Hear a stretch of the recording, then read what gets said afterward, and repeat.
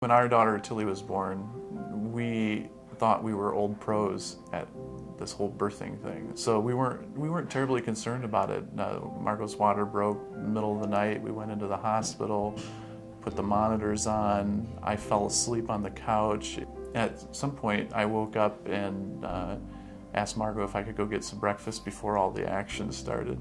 The heart monitor for the baby was acting up. It's like they couldn't quite get her heart rate stable, or it just felt like something wasn't right. I came back to the birthing floor and all the nurses and doctors were rushing toward our room, and that was the most terrifying thing I've ever seen. One of the neonatologists at Parkview Hospital in Fort Wayne, where Tillie was born, called because Tillie was showing signs of having a condition called hypoxic ischemic encephalopathy. This is a condition where some event around the time of birth causes deprivation of oxygen or blood flow. And so I'm standing there in the hall while Margot gets wheeled past and she's unconscious.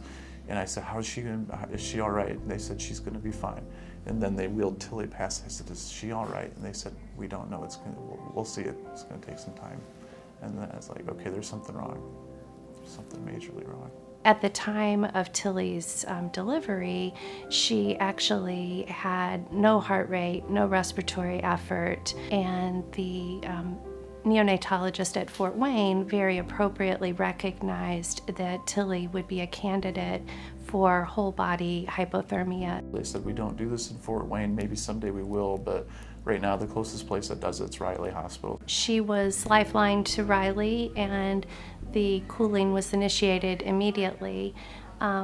While her father was driving to Riley to be with her, we were on the phone talking about participation in the optimizing cooling study. I said, if this was your child, would you say yes to this? And they said, absolutely yes. So it wasn't hard for me to make that decision. After Tillie's parents gave consent for her to participate in the study, she was assigned to be cooled to 32 degrees centigrade for 72 hours. There are 18 centers across the country that are funded through the NIH and are part of the Neonatal Research Network.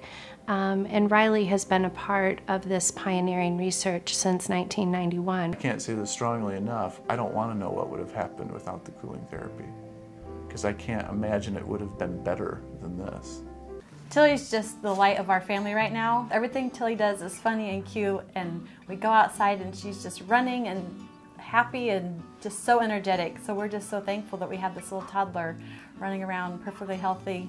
I think there is no doubt that, research in basic science is vitally important to our field, but when we are able to be part of clinical studies such as this one, we really have the opportunity to change clinical practice immediately. Every donation you make helps children, and you know that already, but I want you to know that it helped my child.